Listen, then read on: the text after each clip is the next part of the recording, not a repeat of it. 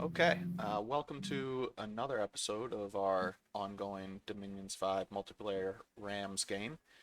Joined for another player interview, this time with our Atlantis player, Bridge Burner. Welcome to the program. Yeah, okay. Hey guys, thanks for having me.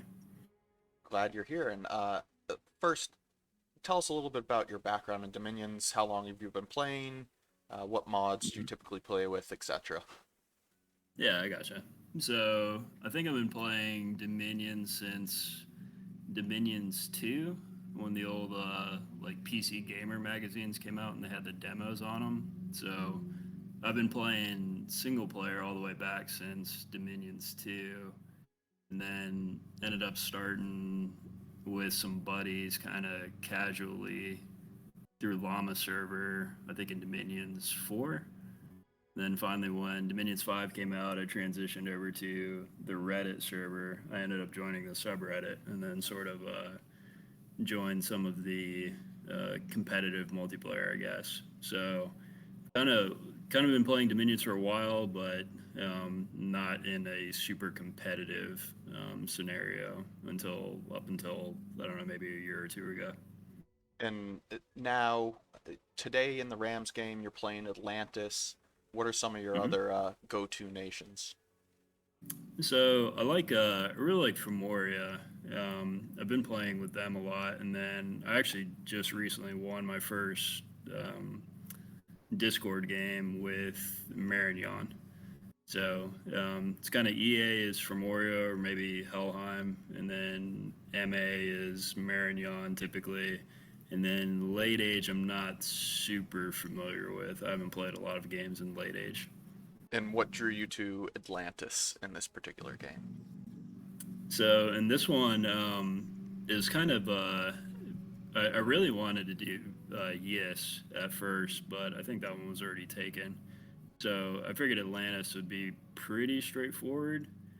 I was in that giant game where it had the All Nations one. I think you were in it as well. But that Atlantis player, the MA Atlantis player, did really well in that one. I was the Lizards in Cites, so I ended up talking with them quite a bit throughout that game. I died fairly early in it, so I kind of picked their brain about it when I was looking for more games to join, and kind of got interested in doing Atlantis. Yeah, that player is Black Mane. He's the That's other right. Hmm. caster who's recording these episodes with me when we go through the turns using the Omni No, mod. no way. Interesting. Yep, so Okay. you'll be able to Cool. get direct feedback from him once the videos are released. Yeah. Awesome. Okay. So it looks like you took an Awake Old Man of the Sea in Rams. We're on Hmm. turn 20 right now. A couple of scale positive, but for the most part almost neutral, if you will. Hmm. Um, Hmm. I noticed in a few of the turns it looks like you tried to make landfall over near Phaeacia and Yeah. got, we'll say, rebuffed, if you will. Yeah. Yeah. Um, We both went for that farmland. Yep, Hmm. and looks like you've reestablished a land-based foothold over near Asphodel Hmm. and have recently moved pretty heavily towards Relay. Yep. Walk us through the early game and the decision to invade Relay.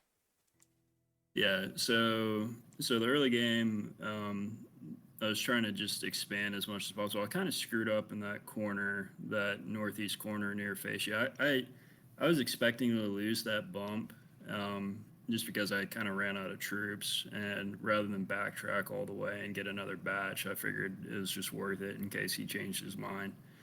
So I did that, and then I made landfall over near Ulm. I immediately napped with Ulm. The Fascia player reached out, and I just kind of didn't respond or said I'm going to deal with the underwater stuff first. And I was sort of thinking they were going to be my first target, because what I wanted to do was cut across to the pond near Fascia's capital, just to establish a foothold there. But they ended up beating me to it. Um, and then the deal with relay. So I mean, they're kind of stuck between all three of us. Me, Yes, and is it Ryugo? Yep. Yeah. So Illidean, the Ryugo player, he reached out to me and just asked if we'd be interested in eating the squid. So I said, yeah, sure. That kind of makes sense. Um, Now I'm in a. I think it's kind of, especially now, like looking at this, it seems like the relay player just bottlenecked at that south end near Ryugo, and then from what I can tell, they're not pushing too hard, so they're kind of making landfall in a couple different spots, and it looks like they're getting pushed back from what I can tell. Um, and then my thought with this last turn was I moved that initial force in because poor relay has the trolls on that on that other fort, which absolutely sucks. You're But talking the I saw force you that. moved into 109. Looks like some indies Yeah, that you've built up over the past couple turns. yeah. No, I'm talking about the one right above relay's capital. Oh, in 101, your large Yeah, in army that 101. just scored a Yeah, significant victory. right. Yeah. So the previous turn I moved like the army that's in 109. Yep. I push them in just to see what relay would do, and I don't know if he knew that I had another force right behind it. Um, I don't really know what his scouting is, but it was kind of a predictable move. So I pushed that initial force in to sort of do a PD dump, and then back it up with my actual army, which seemed to work pretty good. For whatever reason, relay didn't use any of his mages in that fight, which kind of screwed him. Yeah, walk me And through this fight if you don't mind. We'll pull it up for the viewers, but looks like tons of meteorite guard from relay, which mhm. heavy prot. But besides that, they don't have a whole lot going for them. Magic weapon and decent damage, I guess. And then Mhm. a number of the mine blasters behind it. Mhm. And then you have a mixed force with quite a bit of mages behind it. But looks like right off the bat you were taking some decent paralyzes. Right. Mhm. Yeah, so I didn't test it a whole lot, but my thought was that the mine blasters would hit the lower protection units. So that's kind of why I got some of the Atlantean infantries and then the Marrows on the province defense. Um, and I don't think that's what actually happened. I mean, the only units I lost were some war shamblers and then the Atlantean infantries. So my thought was that the mind blasters would hit them, and then I was getting the shamblers to do more damage against his meteorite guards. I figured if I just outnumbered them and I just hit them really hard, that I'd be all right. Plus, the the queens get that basalt blessing, which gives a natural protection, and I think it's an area of effect 3. So so I was just painting those buffs on the troops, just hoping I'd get enough of them to where they could kind of tank the meteorite guards a little bit, and then have the water elementals do all the damage. Yeah, it does look like the water elementals did quite a bit of work for you there. Mm-hmm. They made contact right after the Marrows had all passed away. Mm-hmm. Have you noticed? I know we're using the Bluefire adapted mod, which nerfs water elementals a little bit. Do you think they still perform extremely well underwater? Yeah, I do. Um, I didn't, and I don't know if this is a blue fire thing or not, but and this might come back to bite me, but there's that Thom 2 um, direct the waves spell that lets you fast travel underwater. I don't know if it's the blue fire mod or maybe it's DE, whatever the latest DE patch is, but that's now Thom 4. So my like that this group that I have in here right now is completely out of water gems. So I'm kind of trying to figure out a way to do that to replenish the water gems on that force, so I don't get stuck in a bad spot somewhere else. Because I don't have a lot of research in other paths. I went straight for Conjuration 5 for the big water elemental. So I think at best the only thing my mages can do now is Water Strike, which I mean it's fine, but that's not super effective. And from a build perspective, looks like your blast magic weapons defense skill, and cold resistance. Anything? Hmm. What drove those decisions? Really, it was just the chassis. So I went for the chassis to try to boost my research, and I didn't realize that I thought it auto summoned the water elementals. I didn't realize it was a command on this chassis. So really, it was more so just for the chassis to boost their research. So I figured I would get rushed by an awake expander by somebody. And do you feel that the chassis helped get you to those water elementals a little bit earlier and um, Hmm. is being pivotal so far in this relay fight? Yeah, I think so. Yeah, I know he was casting. He had the smaller water elementals, which I think is Conjuration 3. So I saw that in one of the fights on his fort with the trolls on it. So I don't know if he just didn't have enough gems to do the big ones yet or not. But I mean, he hasn't been using mages, so I'm trying to kind of gauge where he's at with everything. And you mentioned resupplying those gems is going to be a little bit of an issue. Yeah. Are you planning on maybe just raiding him down for a bit, or are you going to look to Hmm. capitalize on that recent victory and maybe take a stab at his cap? Um, I think I'm going to. I think I'm gonna try to take the cap circle because I know he still has a pretty big force on 64, and I don't really know what Ryugo's doing.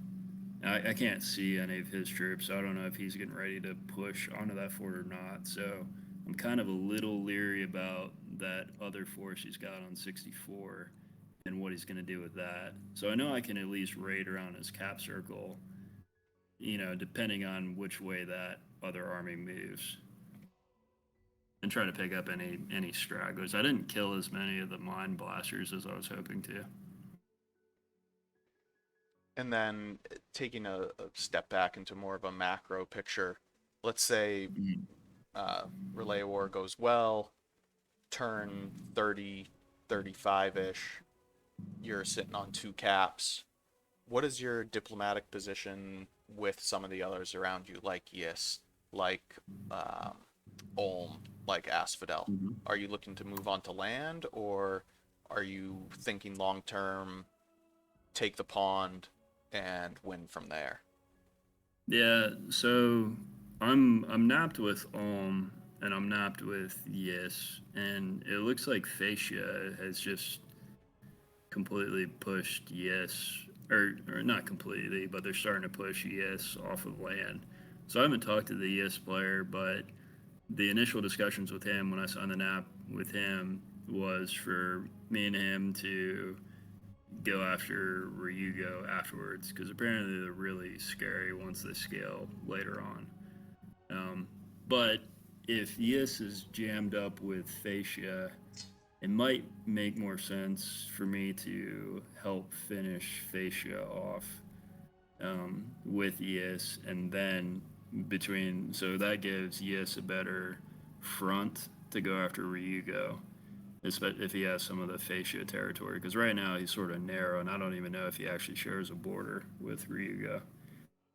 So I'm thinking I might need his help to take them out, or it might go the opposite way, and it's me and Ryuga go after Yes. So I think I think my current goals are going to be finish off Relay, see where Yes stands with Fascia, and either decide to go after Fascia or go after Ryugo if I get some outside help. Because I don't know that I can take him one on one. But it kind of depends on how much of relay he gets. Yeah, Ryugo's strength, um, they have high mobility in their mages, and the mages also carry temp gems. Right. So Hmm.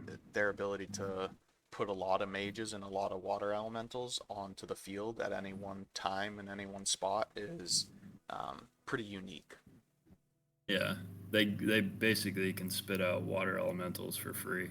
Yep. Is kind of my understanding. And they can do it anywhere, whereas a Hmm. traditional army whatever mages are in the army are committed. With the mobility that Ryugojo has, you can move your army forward and then collapse your mages out of your forts onto it as needed. Yeah, gotcha. That makes sense. Similar to fighting Callum on land with air elementals. Um, Mm-hmm. yeah, similar concept, but their mages are a little bit nastier than Callum's actually. Yeah, gotcha. Any contact with Asphodel? Noticed you had that little border there, and they've been scuffling a bit with some of their neighbors. Um, no, I actually haven't.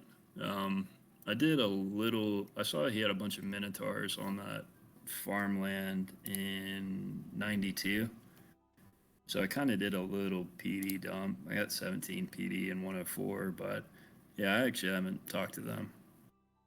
And from a playstyle perspective, do you consider yourself more aggressive, more defensive, a big diplomat, or do you allow people to approach you? Well, I think it's kind of. I guess it goes both ways. So I guess my initial approach is figure out who my neighbors are, see how big they are, heavily scout them, and then approach them from a point of if I think I'm stronger than them, right? Try to work out some agreement or attack them. But I prefer to secure my other borders before I do that. So my preference is to have one front to focus on. So I tend to nap out my neighbors. This one's kind of a weird scenario because I had the option to nap with Fascia. I chose not to because I'm underwater, right? In a normal game, like a normal on land game, yeah, I probably would have napped with Fascia, with Ulm, with Yis, and then focus on Ryuga. But because I'm underwater and Fascia can't do a whole lot, at least not yet. I wasn't too worried about securing a nap with them to hold that border. Yeah, makes a lot of sense. And personally, don't have any experience underwater, but it does seem like you get a little more flexibility from a diplomatic perspective by being the Hmm. underwater nation. Yeah, yeah, and with Fascia and Yis kind of exchanging territory and going back and forth, it seems like they're going to be focused on each other for a while. Yep. So yeah, I'm not too worried about Fascia yet. Well, Bridgeburner, appreciate the time, and it was great Hmm. getting this insight, and look forward to seeing what you've got in store for us in the coming turns. Okay, yeah, definitely looking forward to watching some episodes and seeing how everyone else is doing.